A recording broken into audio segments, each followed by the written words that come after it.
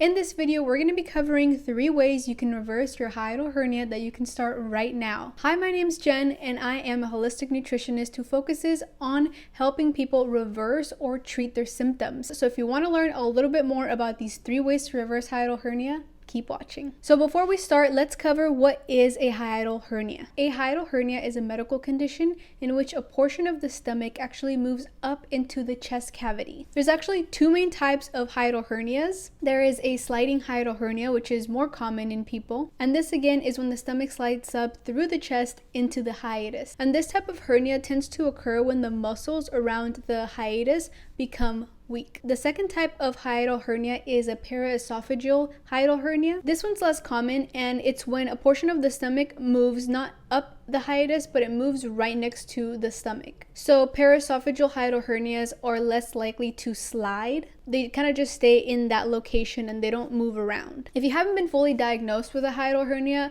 but are noticing similarities, there are some symptoms that are combined with GERD and acid reflux that are very similar. Things like heartburn, chest pain, abdominal pain, difficulty swallowing, a lot of belching and burping, and also feeling full after a small meal. Now, how can you find a hiatal hernia? Usually the way people for sure know that there is a hernia in the stomach is when they do an endoscopy. And usually mild cases are pretty treatable, and this could be with changes in your dietary, in your lifestyle habits, in your nutrition habits, things like avoiding very large greasy meals, not lying down after eating right away, and also elevating your head up while you're sleeping. Okay, so why does a hiatal hernia even happen in the first place? You might live a pretty clean lifestyle, eat pretty clean, exercise regularly, and still have a hiatal hernia. And these are some of the reasons why. Number 1, there might be some weakness in the diaphragm. So the diaphragm normally has this opening called the hiatus, and it's kind of where the esophagus and the stomach meet. And weakness in these muscles surrounding the opening can allow the upper stomach to protrude, which can lead to a hernia. Now, the second reason why hiatal hernias can happen is because of increased pressure in the abdomen. This can be anything. This could be any condition or activity that puts a lot of pressure in the abdomen. And normally this can come from obesity, pregnancy, heavy lifting, persistent coughing, maybe issues with the lungs or something. You're constantly putting pressure when you're coughing, you're putting pressure on the abdomen. Hiatal hernias can also come from straining from bowel movements. If you are a very constipated person and have a lot of issues with regular bowel movements, and have issues even when you do have a bowel movement, you have issues just completely exiting that stage, harsh straining during bowel movements can definitely be one of the reasons why you may have a hiatal hernia. The third reason why you may have a hiatal hernia is because of age. Usually our muscles weaken the older that we get, so it is more likely for the muscles supporting the diaphragm to weaken over time. Fourth reason, it can also be a genetic issue. You can have a genetic predisposition to acquiring or having hiatal hernias. Also, if you have had any type of trauma or injury, if you've had any injury before in the past that also had to do with your abdominal cavity, with your diaphragm, anything or any type of surgery, that can definitely cause some hernias. As well as certain health conditions, like I mentioned earlier, coughing a lot, persistent vomiting. Now, here are some rapid fire ways that you can avoid a hiatal hernia. Now, if you haven't been fully diagnosed and if it hasn't been shown in an endoscopy, it could very well be something else. And with that also, there are ways that you can avoid a hiatal hernia. And these are also things that you can do while having a hiatal hernia. Number 1 is maintain a healthy weight. Like we mentioned, with obesity and with any type of weight change, that can really cause a difference in the way that your abdomen is growing, the way that your body is growing. So if your body is expanding, then that could be extra pressure on the abdomen that can cause the hiatal hernia. The next thing would be to avoid lifting any heavy objects. You've probably heard this before. Really trying to figure out what is the best way for you to work out without having to lift anything extremely heavy, because again, it will put that pressure on the abdomen, it will put that pressure in that area. Finding things like walking, sometimes even jogging, hiking, yoga, things like that can be very helpful for a hiatal hernia. The next thing would be to practice really good posture. This is something that I always have issues with, but I'm trying to get better as the times go by. There are plenty of videos out there that show ways that you can work on your posture. A lot of us are very sedentary. If you work a 9 to 5 or a very typical job like that, then it is more likely that you can be at higher risk of having worse posture just because you're sitting all day. But definitely working on your posture, especially when you're eating, can make a huge difference. For me, one of the things that I started doing was if I could eat standing up, that would be better for me because I just felt like everything flowed a little bit easier. The next thing is eating smaller meals. A lot of people have noticed that whenever they're having very big, large meals or very greasy meals, they notice that their hiatal hernia, all the symptoms are acting up. So with that, a resolution could be eating small, more frequent meals, as well as really getting a feel of recognizing when you're full and not going over that limit. The next thing, again, like we mentioned earlier, is not lying down after eating. Quitting smoking can be a huge thing for a lot of people because it could be that same chronic coughing that is causing the pressure on the chest, that's causing the pressure on the abdomen. The next thing would be managing stress.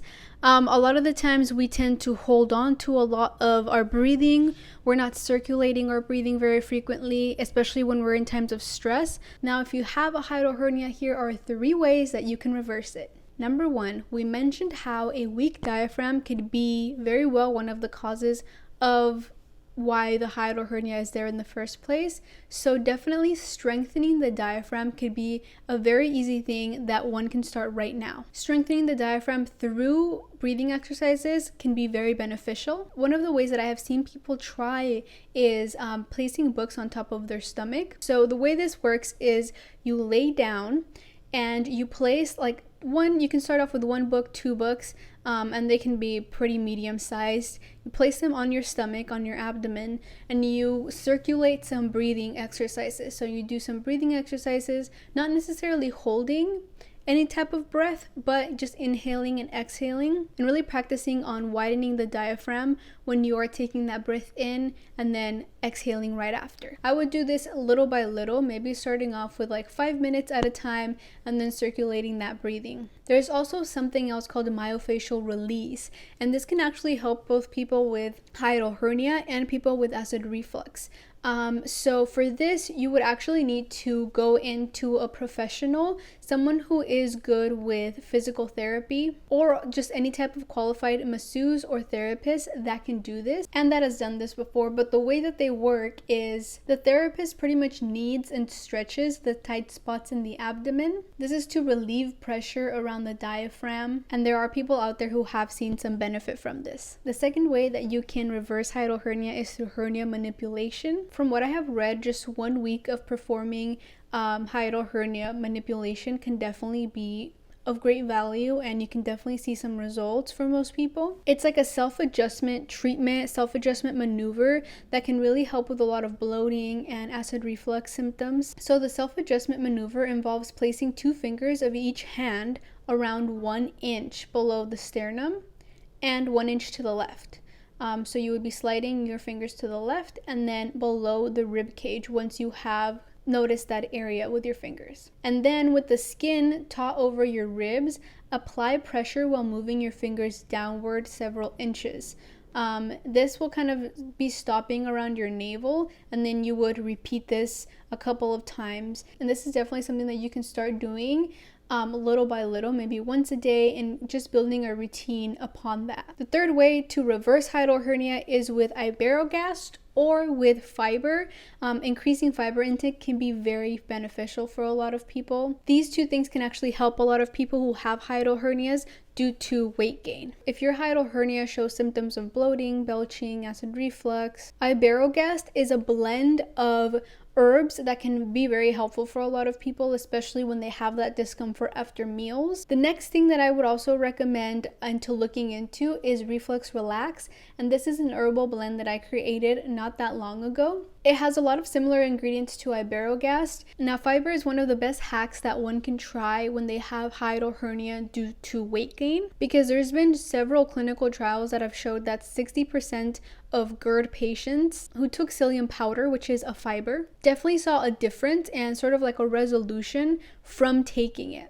And this was on the basis of increasing the fiber daily, not only through the psyllium fiber, but just through your everyday meals. If you need extra personal support, someone who will keep you accountable, someone who will guide you through the ways that you can start your healing journey or jumpstart your healing journey, I'm here for you, and you can definitely contact me via email. I have 20-minute free consultations that you can reach out to me and we can talk about what has worked for you and what I can help you with. I am not a physician, so I will not diagnose anything. Usually people who I work with have already been diagnosed with something and they've tried a lot of things and nothing has been helping them. So we try to find the right avenue for them. That's about it for this video. Thank you guys so much for watching. I really enjoyed talking about all of this and really providing that information and some solutions that you can start trying today at home. If you want to keep learning more ways that you can improve your health and just improve your GI issues, don't forget to hit the subscribe button